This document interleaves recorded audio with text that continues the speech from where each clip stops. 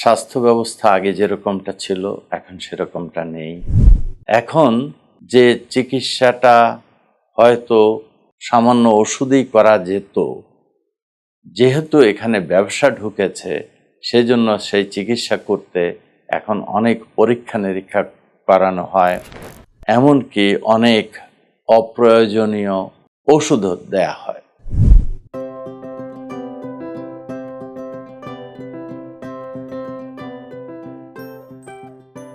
আজ আমি স্বাস্থ্য ব্যবস্থা নিয়ে কিছু বিষয়ের অবতারণা করব। স্বাস্থ্য ব্যবস্থার উন্নতি বিজ্ঞানের উন্নতির সাথে সাথে তাল রেখে বাড়ছে। অর্থাৎ স্বাস্থ্য ব্যবস্থা আগে যেরকমটা ছিল এখন সেরকমটা নেই। এখন অনেক নতুন নতুন ওষুধ বেরিয়েছে, নতুন নতুন প্রযুক্তি এসেছে, যার ফলে আমরা দেখি যে অনেক অসুখ এখন আর নেই। যেগুলোকে মরণ ব্যাধি বলা হতো সেগুলো এখন খুব সহজেই চিকিৎসা করা যায়। এই যে একটা বিবর্তন হয়েছে, এই বিবর্তনের জন্য বিজ্ঞানের নতুন নতুন আবিষ্কার যেমন দায়ী, তেমনি তথ্যের আদান প্রদান এবং মানুষের সমমর্মিতা, এসব কিছুই আসলে অসুস্থতার চিকিৎসায় এখন এক অনন্য ভূমিকা রেখেছে। তো সেজন্য আসলে মানুষের তো এখন অনেক ভালো থাকার কথা। স্মল পক্স নামে একটা অসুখ ছিল, এখন আর সেই অসুখটা নেই। টিউবারকুলোসিসের চিকিৎসা এখন খুব সহজ হয়ে এসছে। নানা রকমের ক্যান্সার এখন খুব সহজেই চিকিৎসা করা যায়। তারপরও একটা প্রশ্ন কিন্তু আসে, মানুষ কি আসলে আগের চেয়ে ভালো আছে?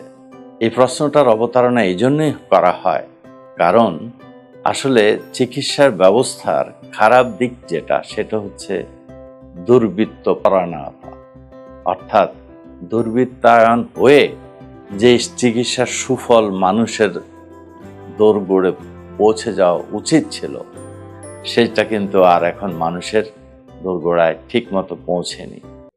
অর্থাৎ চিকিৎসাটাকে এখন আর সেবা না রেখে এটাকে আমরা ব্যবসা বানিয়ে ফেলেছি।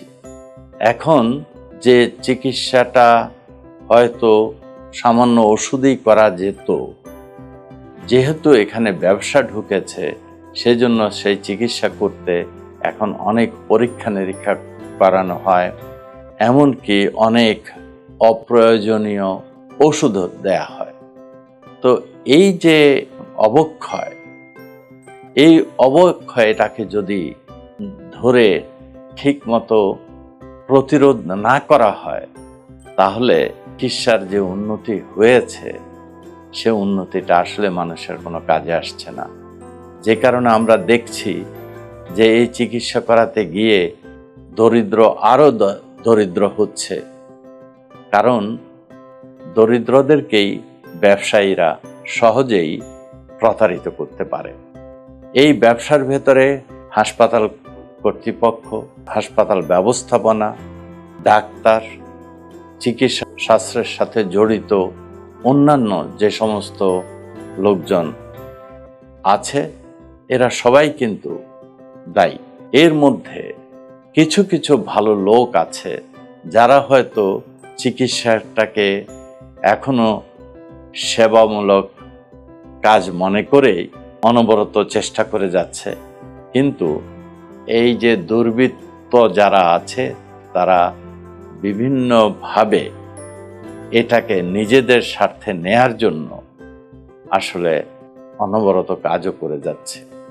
আজ যারা সমাজের নেতৃত্ব দিচ্ছেন, বিভিন্ন পর্যায়ে স্বাস্থ্য ব্যবস্থার নেতৃত্ব যারা দিচ্ছেন, তারা যদি সবাই সচেতন হন, তাহলে হয়তো এই চিকিৎসা শাস্ত্রের যে উন্নতি হয়েছে সেটা আসলেই আমরা মানুষের দোরগোড়ায় পৌঁছে দিতে পারবো। ধন্যবাদ আপনাদের।